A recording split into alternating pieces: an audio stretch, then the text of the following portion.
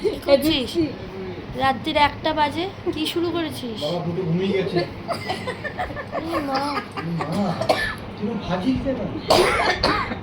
এই কটা বাজে রাত্রি? মারবো ওই ঘুষি তো দেয় আমাকে মামা। অবাক দৃষ্টিতে যে কোথা থেকে এলো রে মালটা।